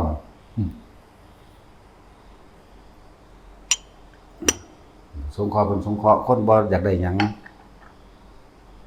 มันพระกัสสปะมันเป็นสงเคราะห์ตากะย่ายนั่นแหละออกจากนิโรธสมาบัติมาแล้วเล่นเห็นพูดล่ะแล้วก็บ่ได้ส่งชาติยังบ่ได้กำหนดปุรุยังไว้ก็เหมือนคนปกติพระอินทร์มันลอยใส่บาตรซะทีพระอินทร์ก็เลยพระอินทร์ก็โลภเด้เนาะอังกูลเทพบุตรเกิดเมื่อวานนี้เขาขึ้นไปแล้วเขาแสงสว่างรุ่งเรื่องกว่าเด้ซั่นเพราะเขาทำบุญในพุทธศาสนาได้ทำบุญกับภิกษุผู้ทรงศีลทรงชาติทรงธรรมบอกเลยเกิดว่ามีแสงเทียเดียวทำบุญนั่นน่ะตายแล้วไปนึกถึงบุญที่ตัวเองทำเกิดดาวดึงแสงมันใหญ่กบเกินพระอินทร์อีกพระอินทร์อยากอายเขาเร่งหามังหันนี่อุ้ยพอดีพระกัสสปะเพิ่นสิไปสงเคราะห์สองตายายเฒ่าๆพูนทุกข์ยากลำบากเฮาสิแปลงเป็นสองตายายเนาะวางแผนกันกับเมียไว้เห็นบ่ล่ะเพิ่นตัว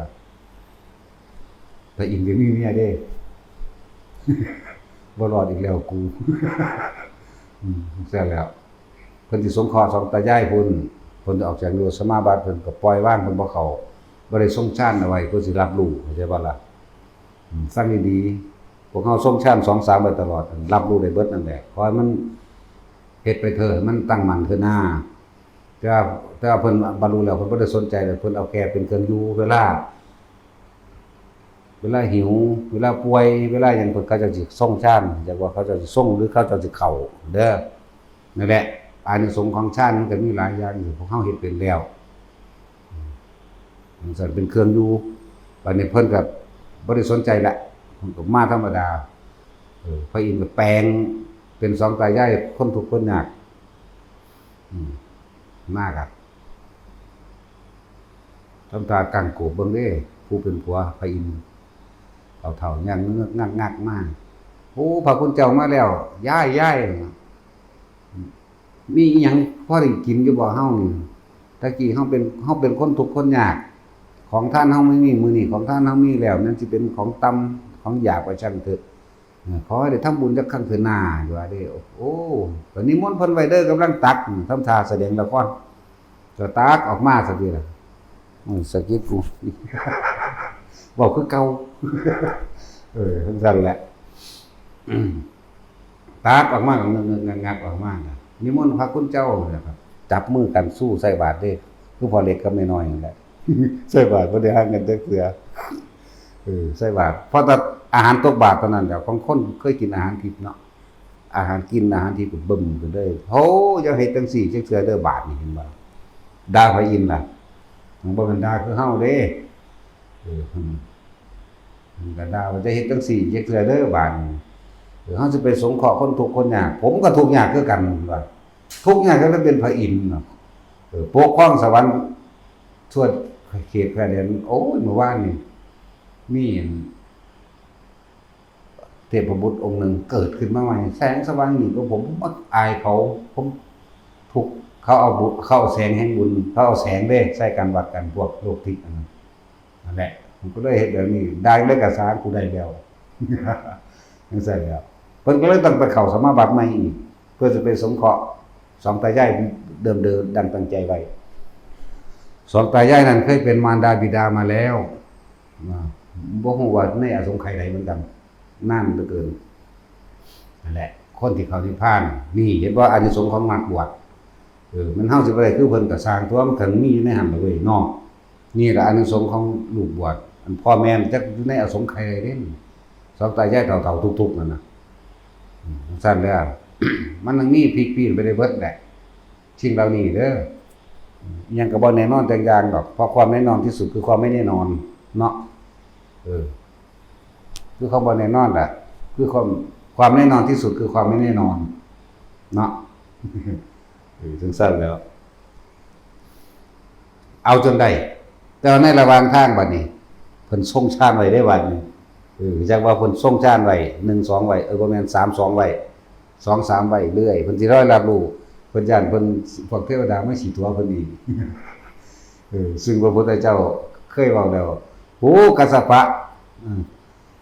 อันเขามาตัวใส่บาตรเราโอ้ยโดยข้าน้อยผมสั่งแล้วเขามาตัวใส่บาตรบอกกันโดยข้าน้อยผู้เจ้าก็ยิ้มซื่อๆนี่แหละโอ้นี่เด่นด้วยขนาดพระอรหันต์มีปัญญาถึงขนาดนี้ก็ยังถือโกหกได้เห็นบ่ล่ะพระอินทร์เป็นผู้ตัวนั่นแหละต่อมานี่พวกนางฟ้าสิเอายานเห็นบ่นางฟ้าสิเอายานเพิ่นส่งไว้แล้วได้บัดนี้เพิ่นบ่ยอมถิ่มจักว่าเพิ่นส่งไว้2 3เด้อมันส่งไว้ของเพิ่นผู้มีอุปนิสัยเห็นมันก็เห็นคือเก่าแหละผู้บ่เห็นก็สร้างหัวดอกอย่าเห็นเถาะยากนั่นแหละไปเดินทางไปนางฟ้าสุดนั้นนิมนต์พระพุทธเจ้าทั้งสี่ก็เว้าแบบว่าเป็นคนทุกข์คนยากคือเก่ากันนั่นแหละมันไล่บ่หนีติมันก็ดีดนิ้วมือเจ้าปั๊บบัดเดียวก็ปึ๋งไปเลยเจ้าผ่านด่านเป็นสุดไปจนถึงสุดท้ายล่ะของเพิ่นส่งไว้เนาะเจ้าว่าล่ะนั่นแหละไปถึงสุดท้ายสองตายายก็ได้ใส่บาตรอีหลีพอได้ใส่บาตรเกิดความอิ่มอกอิ่มใจมีคนมารับใส่มีเงินมีทองแล้วก็มีของอยู่ของกินพอได้เลี้ยงของเองจนเฒ่าตายได้แต่ว่าล่ะนั่นแหละเพิ่นสงเคราะห์พ่อแม่เพิ่นในอัตภาพที่อสงไขยใดก็ไม่รู้แต่ว่านั่นแหละอย่างนึงนี่คืออานิสงส์การบวชหรือว่าบุตรผู้บวชให้มารดาบิดาเนี่ยได้บ่ได้เป็นการทดแทนบุญคุณอย่างนึงเป็นของคนของสูงส่งสำนาสิไปเปรียบเทียบหยังจนว่าแม้จะเอามารดาบิดาเอาไว้บนบาตรขี้เยี่ยวหรือกินอาหารอยู่บนบาตรถึง100 ปีก็ยังไม่เป็นการทดแทนบุญคุณมารดาบิดาเท่ากับการได้ให้ทำการให้มารดาบิดาเข้าสู่พระรัตนตรัยมีพุทธธรรมสงฆ์เป็นที่พึ่งก็จะไปเทียบตัวนั้นตัวนั่นบ่ล่ะก็เทียบตัวนี้ถ้าสักกูสิเทียบอันนี้กูบ่ให้เงินกูบ่ให้เข้ากินเนาะแม่นบ่พวกมีความเห็นจังซี่ให้พากันละความเห็นไหมอย่าเอามาเป็นเรื่องอันนั้นเถาะเรื่องถกเถียงกันเรื่องอ้างว่าความเห็นเรื่องของถูกเถาะผมมีความเห็นแบบนี้เด้อลดลงมาก็สั่นเสื้อผ้าดีๆกูบ่ซื้อให้พ่อแม่กูดอกกูก็สินำตั้งแต่เอาธรรมะให้แต่ว่าเขาธรรมะกูบ่ให้กินข้าวกูบ่เงินเหลือทองให้ป่วยกระชางกูบ่ดูแลรักษากูบ่เบิ่งเนาะแม่นว่าล่ะเอ้ยพวกบ่มีสมองมันแค่เดียวมันก็เป็นแบบนี้ไปซะก่อนตัวมีเสื้อผ้าหน้าแพรอันใดมันดีเลิศดูนิ่มนวลกับเอาไปให้เพิ่นก็ทดแทนแบบนี้อาหารใดเป็นตาแซ่บก็ซื้อให้เพิ่นกินแต่ดีบ่แม่นซื้อให้ตอนป่วยเด้ส่วนมากสิมาเยี่ยมพ่อแม่ซื้อตอนป่วยมันสิอยากกินอีหยังคนมันป่วยแหมเนาะมันก็แห้งสิยำเขาก็ว่ามีคนซุมื้อนี่เป็นจังซั่นดีเด้ค่ายากก็ทำงานอยู่หาเงินอยู่กับแม่กรุงเทพแต่พอแม่ป่วยสิตายแล้วมาเบิ่งใจเอาเด้อขนมาหมักแอปเปิ้ลหมักแอปเปิ้ลหมักเงาะแต่สินขนมานมเนยขนมาสแต็กยังคนบ่กินดอก ใช่แล้วตอนมันแข็งแรงปึ้งๆอยู่นี่นะมันอยากกินหยังซื้อให้มันกินเราไปหยังไม่ว่าป่วยสิมีแห้งย่ำบ่หาลังเขาก็เน็บยังสอดกับหูดังสอดกับข้อบ่ล่ะสิไปเอายังไม่กินเจอไว้แน่ผู้ใดก็เลยซ้ำพ่อแม่ยังมีชีวิตแบบแข็งแรงปึ้งๆอยู่นี่นะจะยันไปเปลืองไปท้อเนาะบัดเอาไปสแตกแดกเราหั่นนะมันเป็นโคตรแมวนี่คือจังบ่ย่านเปลืองเลี้ยงหมูว่าซั่นปานว่ามันดีเนาะพ่อกับแม่มึงดีก็ล้านๆเท่าบ่ได้เสี่ยวตัวสั่งวะ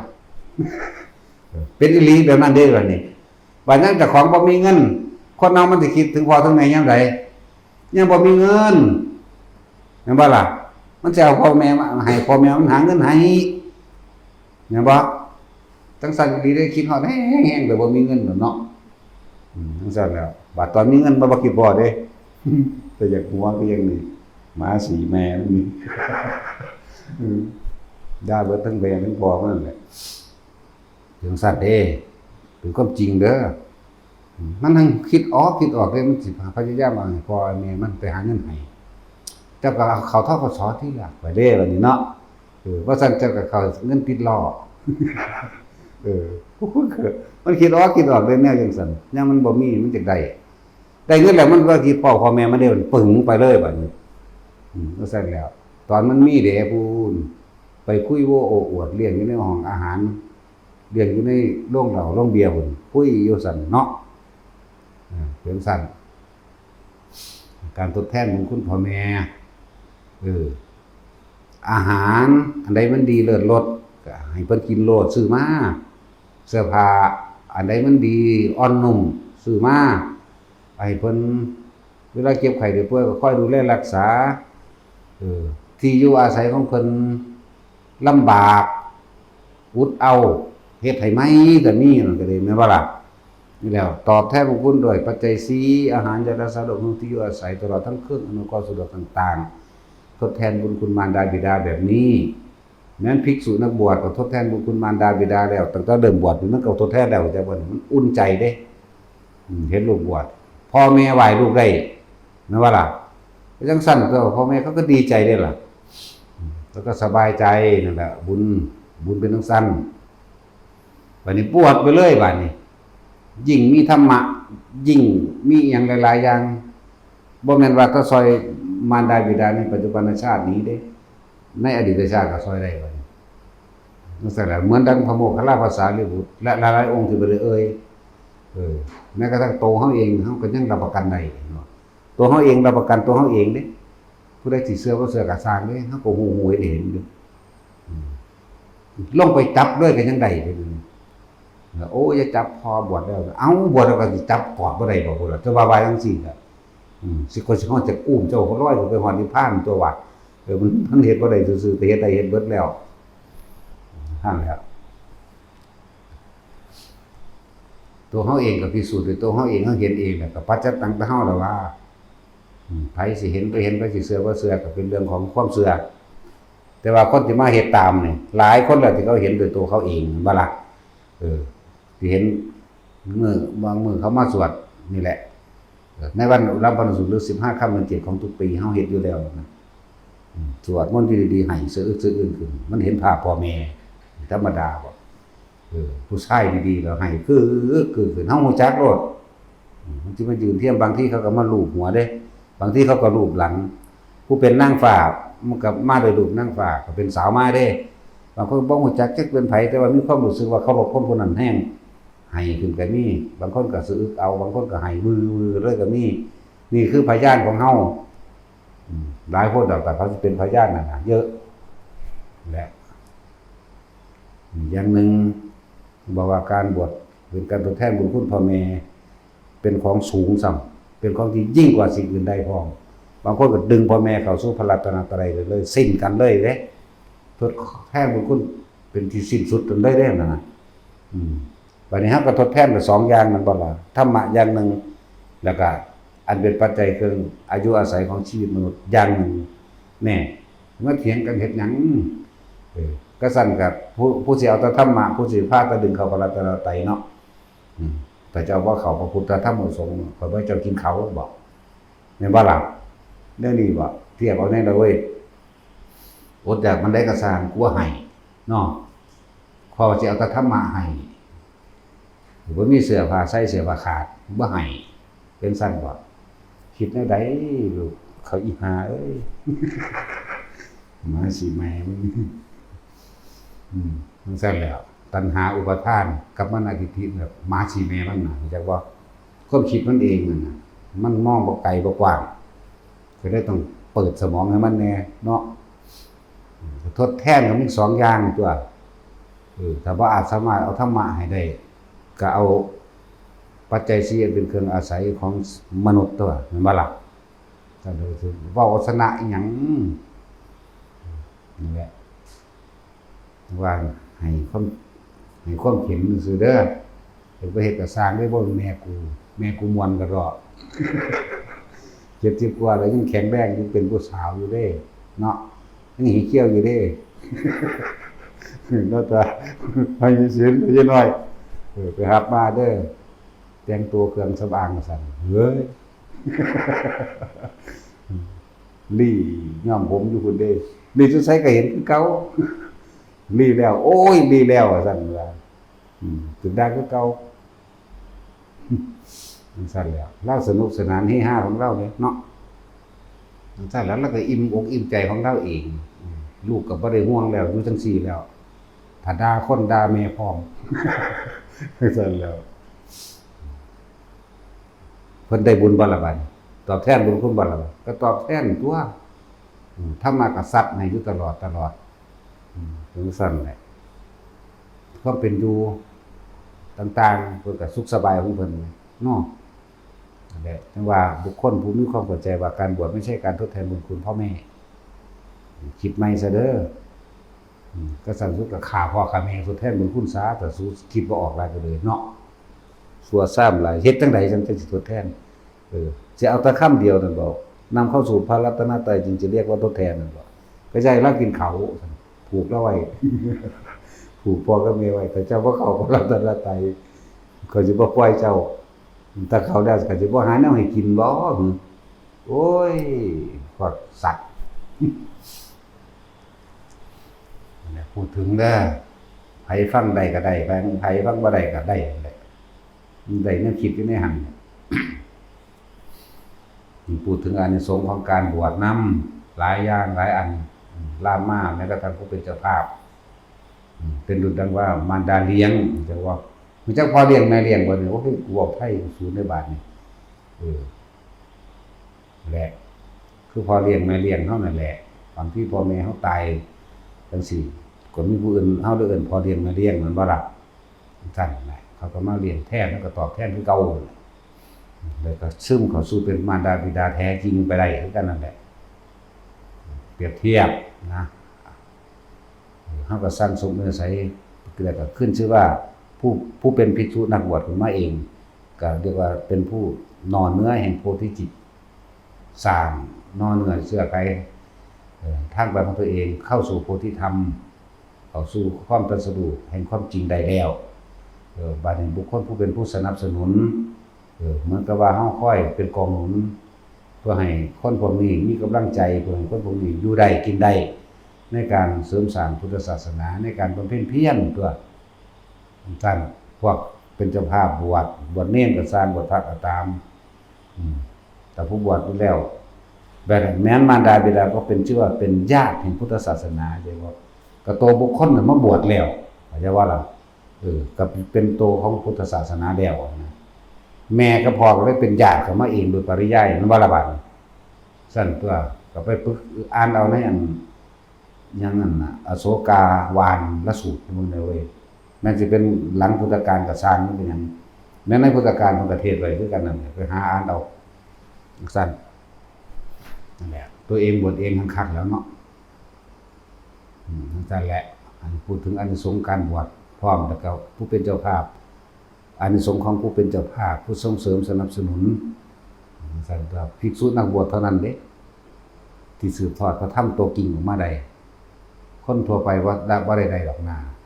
มีแต่อิงแอบภิกษุสงฆ์พอได้เหยียบย่ำขึ้นไปว่าเจ้าของมีความรู้หลายแม่นบ่ ถ้าพระสงฆ์เจ้าบวชรักษามาเอาแม่สุสิไปอ่านอยู่ไสสุสิเอาพระไตรปิฎกอยู่ไสไปอ่านไปเรียนก็มีหมู่คณะภิกษุสงฆ์เท่านั้นตัวเป็นผู้สืบมานี่แหละบุคลากรมันเป็นสิ่งสำคัญวัดนี่สร้างที่หลังคนบวชเด้พระพุทธเจ้าบวชจังมีวัดที่หลังมันบ่จังมีวัดเวรุวันเป็นวัดแรกจังมาวัดชิตวันเป็นวัด2จังไม่อีหยังอีกเป็นวัด3ล่ะวัดบุพารามหรือหยังพุ่นล่ะของพอเพิ่นพุ่นนั่นแหละจังเป็นวัด3แล้วจังค่อยเริ่มกระจายโดยทั่วไปเห็นบ่ล่ะคนแต่ก่อนจังมีวัดที่หลังมันบ่ทั้งสั้นตัว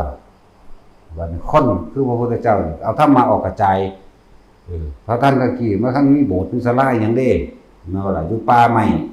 อยู่ในถ้ำโคนไม้เลื่อนบ้างอีหยังล่ะเต็มไปหมดนั่นแหละที่เพิ่นแสดงไว้ต้นไม้เป็นหัวใจของโลกพระป่าพระผู้รักษาพระที่ปฏิบัติจริงๆเขาเจ้าบอกหักป่าคือหยังนี่ป่าคือชีวิตจะบ่ล่ะป่าไม้นั่นแหละเป็นหัวใจของโลกถ้าบ่มีป่าไม้แห้งแล้งเบิดมันได้ก็เลยบ่ว่าสิบัดนี้น้ำตกลงมาจากฟ้าเทลงมาถ้าบ่มีต้นไม้นี่ก็ถล่มทลายไปน้ำก็ท่วมไปพร้อมเนาะลมบักวาตะภัยยังรุนแรงไงถ้าบ่มีต้นไม้ต้านลงไปก็พัดบ้านเมืองคนละนี่ละนาดไปแม่นล่ะบัดนี้สิไปโยนคนผิดกับภัยธรรมชาติภัยของคนนั่นแหละคนนั่นน่ะเป็นผู้เฮ็ดในธรรมชาติบ่สมดุลเฮ็ดธรรมชาติเสื่อมโทรมเองความโลภของคนนั่นแหละโยนความผิดแต่ว่าภัยธรรมชาติโคตรพ่อโคตรแม่ว่าโคตรพ่อโคตรแม่สูงคือความโลภนั่นแหละรากเหง้าเข้ามูลก็คือความโลภน่ะทำลายโลกเฮานี่ใส่โลกรวมกันเบิดทั่วประเทศทั่วโลกนี่เนาะคนทั่วโลกใส่โลกรวมกันเฮ็ดจังไดมันสิเป็นใจเดียวกันได้เนาะมันยากกระดอกนั่นแหละถ้าผู้ใดมีธรรมฟังธรรมนำธรรมพุทธเจ้าปฏิบัติตามนั้นออกหนีจากพวกเขาออกหนีจากโลกนี่เห็นโลกนี่เป็นของว่างเปล่ามั่งเห็นโลกนี่เป็นที่ขังสัตว์เห็นโลกนี่เป็นกองทุกข์โลดก็หาวิธีปฏิบัติตนเองโลดเพิ่นสอนง่ายๆนึงดอกเพิ่นสอนอานาปานสตินึงดอกเนาะจะเฮ็ดไปนั่นแหละจังหวะหลายๆอย่างก็สิเว้าแดงนึงก็ลืมอย่างนึงเว้าทำไมเป็นจังซี่แล้วพวกเฮาบัดผ่านชีวิตมาปานนี้แล้วป่วยจักเทื่อนับอยู่บ่ป่วยแต่ละครั้งมีแต่อยากเศร้าเลยเนาะเจ็บปวดแขวจักเทื่อปวดหัวจักเทื่อแล้วก็คิดพิจารณาอยู่บ่ร่างกายธาตุ4ขันธ์5ของตัวของที่ว่ามันเป็นของสองมันเป็นอยู่บ่ล่ะบัดเคยพิจารณาว่ารูปไม่เที่ยงเวทนาไม่เที่ยงสัญญาไม่เที่ยงสังขารไม่เที่ยงวิญญาณไม่เที่ยงรูปเป็นอนัตตาเวทนาเป็นอนัตตาสัญญาเป็นอนัตตาเคยพิจารณาจักเทื่อบ่ล่ะแต่ว่ามันเป็นของเฮามันก็บังคับไปถึงทั่วมันเนตังมะมะบอกมันมีแต่โนให้ตังพันเตโนเสหมัสมิเบิดบ่เป็นของเฮาจักอย่างเด้นี่บ่เป็นของเฮาแต่ว่าเป็นมันก็เฒ่าพุ่นทั่วแล้วมันก็เฒ่าเตะๆไปเลยเนาะเดี๋ยวบ่ได้ก็สร้างบ่ยิ่งก็เตะ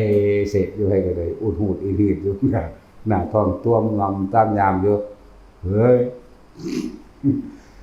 นั่นแล้วเที่ยงหรือบ่เที่ยงล่ะบ่เที่ยงเนาะเดี๋ยวก็หิวเดี๋ยวก็ร้อนเดี๋ยวก็หนาวเดี๋ยวค่อยได้ป่วยสุดท้ายแล้วเดี๋ยวก็ตายบ่มีบ่ได้หนีพ้นเด้หมดนี่ความแน่นอนที่สุดคือความไม่แน่นอนแต่สิ่งที่แน่นอนที่สุดคือความตายแน่มีแน่นอนมากแต่จะตายเมื่อไหร่ไม่รู้เพราะมันไม่แน่นอนแต่แน่นอนต้องตายเนาะเห็นว่าล่ะสั่นตัวตายจากกันเบิดนั่นล่ะนะอยู่นี่สิสะอ้อนยังกระดอดให้ยังก็ดีภาษาหากินซ้ำตายนึงหากินเพียงแค่รอวันตายเด้อจุฑาบรรดาศักดิ์ต่างๆมันบ่ได้ป้องกันความตายได้ดอกป้องกันบ่ได้มีบริใส่จุฑาบรรดาศักดิ์มาสร้างเวรกรรมให้กับตนเองทำร้ายผู้อื่นคือทำร้ายตัวเองช่วยเหลือผู้อื่นคือช่วยเหลือตัวเองเด้อมันบ่หนีไปไหนเพราะทุกสิ่งทุกอย่างเกิดขึ้นจากใจตัวเองเกิดขึ้นจากความรู้สึกนึกคิดของตัวเองเกลียดเขาเราเจ็บโกรธเขาเราทำร้ายตัวเองอย่างคาดไม่ถึง เวลาใดขณะใดผู้ใดที่เราโกรธเกลียดเครียดแค้นบังทำร้ายให้บุคคลผู้ใดผู้หนึ่งเสียชีวิตและทรัพย์สินเวลานั้นเรากำลังทำร้ายตัวเองอย่างคาดไม่ถึงคาดว่าถึงได้ว่าแต่ของตายในขณะนั้นตกนรกอ่ะบ่ฮู้จักอยู่ดีว่าเสือสวรรค์นรกโดยซ้ำไปด้วยเสือเรื่องของกรรมโดยซ้ำไปมีแต่ว่าแต่งเป็นนิทานดอกหลอกคนแต่บ่ว่าจังซี่คนก็ฆ่ากันตัวว่าเด้จังซั่นแล้วมึงตายลงไปเห็นเป็นแนวใดบัดนี้พวกเศรษฐี4คนนั่นน่ะกับ1โพธิ์เท่านึงพระเจ้าขออันกับ1โพธิ์เท่านึงคิดว่ารู้กับ1โพธิ์เท่านึงนั่นทุหมายถึงว่าทุศีลต่อไปนี้ถ้ากูได้เกิดเป็นมนุษย์นี่กูสิบ่เฮ็ดผิดศีลอีกแล้วจมลงไปบัดนี้อีผู้นี้สะได้บัดนี้เห็นบ่ล่ะสุจริตนั่นแหละต่อไปนี่สิทำการต้องทำสุจริตทำสิว่าทำกรรมมันเป็นอันทุจริตเสียเลยบอกได้คำเดียวว่าทุแล้วก็จมลงไปสะแล้วก็จมลงไปนะก็จมลงไปโสก็จมลงไปได้นี่มันเวียนอยู่นี่เป็น4รอบทุว่าท่านได้ปากยังสับจมลงไปแล้วกับหนึ่งยังโพหลายสงสัยอยู่เด้สิว่ามันสิพ้นมันจะบ่ล่ะบอกบ่แม่นธรรมดาเด้แล้วสำนึกได้เมื่อสายไปแล้วส่วนมากเนาะสั่นก็คือหาแต่ว่าหลอกเด็กเนาะสั่นแหละแต่ของแต่เด็ก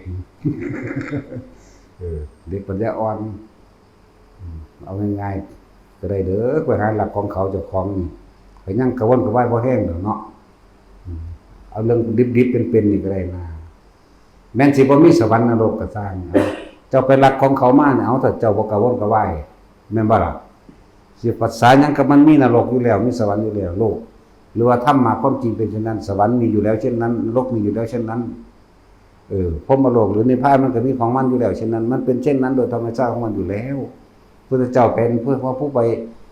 ค้นพบค้นพ่อของที่มันมีอยู่แล้วซื่อๆสั่นแล้วเพิ่นก็นำมาแสดงก็บอกอันนี้ศีลเด้อรักษาแบบนี้เด้อไปดีอันนี้ทุศีลเด้อพวกเจ้าบ่เฮ็ดไปเร็วเท่านี้นึงเด้อล่ะเฮ็ดบ่เฮ็ดก็สร้างเจ้าเด้อนั่นน่ะเพิ่นบอกสั่นแหละอยู่ที่ตัวเฮาเองเบิดบ่มีใครได้เฮ็ดให้ไผพวกภิกษุนักบวชทั้งหลายบวชเข้ามามีสิทธิ์ได้เบิดแต่พวกที่บ่ปฏิบัติถ้าได้ยินได้ฟังแน่หรือญาติได้ยินได้ฟังอยากเอานี้จากบ้านเอามาบวชใหม่ก็เอามาสิบวชให้จากบ้านล่ะญาติได้ยินได้ฟังลูกหลานเจ้าของเองที่บวชผู้นั้นบ่เฮ็ดหยังบ่ฝึกบ่หัดปฏิบัติมันจังได๋มันก็บวชอยู่แล้วนี่ลองเอามาเฮ็ดใหม่มึงดูเพราะว่ามันบ่มีผู้บอกผู้สอนที่เขาเห็นเขาเจ้าบ่ฝึกบ่หัดบ่ปฏิบัติบ่ว่าสิเล่นบั้งไฟบ่ว่าสิบอกซื้อหวยเล่นหวยเก่งเลขนำกันไปเลยลงเล่นบังไฟหมอร้องหมอลำขายของกระตุ้นทองครั้งนั้นน่ะนี่น่ะถ้าจะฝึกหัดตนเองหรือญาติที่รู้จักว่าลูกหลานของจังซั่นอยู่แล้วมันบ่มีประโยชน์หยังนั่นนำมาบวชใหม่สิบวชให้สิฝึกหัดให้อย่างหนึ่งมันบ่ธรรมดาเด้ครูที่ดีครูที่สอนกรรมฐานมันบ่แม่นของหาง่ายปานนั้นเด้เนาะทั้งสั้นแล้วติดประเภทนี้ติดการกระทำสืบต่อกันมาถอนออกก็บ่ได้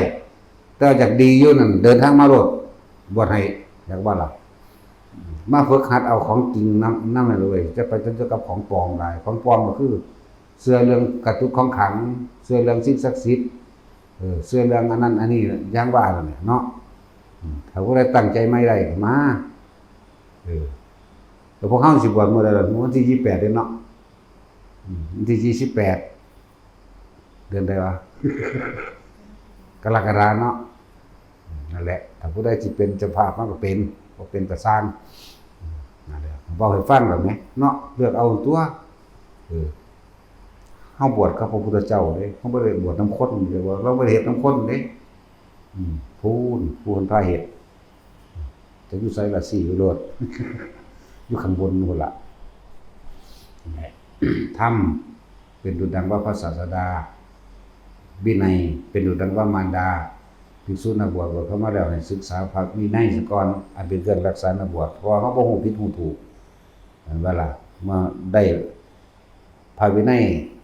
ตรงดีแล้วก็เดินทางเข้าสู่พระธรรมเองโดยบ่ได้มีความร้อนไม่มีความกังวลฝึกหัดดัดตนไปเองเรื่อยๆเฮ็ดน้ำเพิ่นได้เบิดในหั่นน่ะบรรลุเลยจริงๆแล้วธรรมดาเด้เฮ็ดน้ำภายในได้เบิดหั่นก็บรรลุโลดมันสิบ่มีความโลภจังเม็ดเลยเด้อยู่ในหั่นติ่งก็บ่ได้เด้ว่าธรรมดาเด้นั่นจึงว่าบทเขาบ่แล้วพากันฝึกหัดศึกษาเอาอย่าเว้าเรื่องเก่าๆอย่าเว้าเรื่องอวดดีอวดเก่งในโลกมันก็เก่งเบิดทุกคนแหละมันจังมาเกิดอยู่เดี๋ยวนี้เนาะแล้วถ้าไปเว้าอวดการเรียนจบสูงเรียนจบทั้งสั้นทั้งสี่มีตำแหน่งเป็นทหารเป็นตำรวจเอาไปมาสิฆ่ากันโอ้ยเนาะเป็นแล้วมึงเฮ็ดให้รวยได้บ่เดี๋ยวนี้แม่นบ่ซั่นเป็นทหารเป็นตำรวจมึงเฮ็ดให้ผู้ใดอยู่ดีกินดีบ่มึงเฮ็ดให้ผู้ใดพ้นทุกข์บ่เรียนสูงแล้วเป็นแนวใดสิได้ผู้ใดหอเบิ่นๆนำมึงเรียนสูงแม้แต่พ่อแต่แม่เจ้าของเองแม้กระทั่งพี่น้องเจ้าของเองยังเฮ็ดบ่ได้แม่นบ่ล่ะนั่นแหละลดลงมาตำรวจเจ้าของมีประโยชน์หยังก็เกิดมาสร้างประโยชน์หยังให้แก่โลกบ้างหรือยังสร้างประโยชน์ให้แก่พ่อแม่ตัวเองได้หรือยังลูกเมียตัวเองได้หรือยังพี่น้องตัวเองได้หรือยังหมู่บ้านตัวเองตำบลอำเภอจังหวัดแม้กระทั่งโลกได้หรือยังนี่สำรวจเบิ่งที่พระพุทธเจ้าให้บัดนี้พูดเฮ็ดให้ประโยชน์ให้แก่ทั่วโลกทั่วอนันตจักรวาลมันบ่ธรรมดาเด้เจ้าของเด้อยู่จุดใดของโลกใส่ความดีมีพ่อขี้ดังบ่เนาะนั่นแล้วทั้งว่านี่ก็หันเข้ามาสำรวจตัวเองบัดนี้เราทำอะไรอยู่เราได้คืนประโยชน์ให้แก่โลกหรือไม่คืนความโลภให้แก่โลกหรือไม่นี่แหมเฮากินของโลกเฮาเอาของโลกมาบริโภคมากินมาคืนกินมาเป็นของตนค่ายคืนมั่งนะว่าการทำความดีนี่แหละค่ายคืนไปเลยการเห็นโทษของความโลภตัวเองแหละการเห็นโทษของมานะทิฏฐิตัวเองเนี่ยการอวดดีอวดเก่งของตัวเองนี่แหละเคยรักมักยกก็เศร้ารักเคยตัวเคยด่าก็เศร้าเคยกินเหล้าเมายาก็เศร้านี่แหละว่าคืนแก่โลกปลูกต้นหมอกต้นไม้ไปเฮ็ดถนนหนทางสร้างวิหารเจดีย์ขึ้นไปเพราะผู้อื่นได้อาศัยต่อไปถ้าภายภาคหน้าก็นี่ก็คืนแก่โลกเข้าใจว่าล่ะโดยไม่หวังสิ่งใดตอบแทนนั่นแหละมันก็คืนนั่นตัวบัดละออกเห็นโทษแห่งความโลภของเองเมื่อเห็นโทษแล้วมันก็หยุดตัวและฝึกหัดปฏิบัติไปซ้ำมีผู้บอกผู้ก็ได้ถ้าบอกก็ซื้อได้มันที่ไหนไปได้เนาะนั่นแหละเอาสมาทาน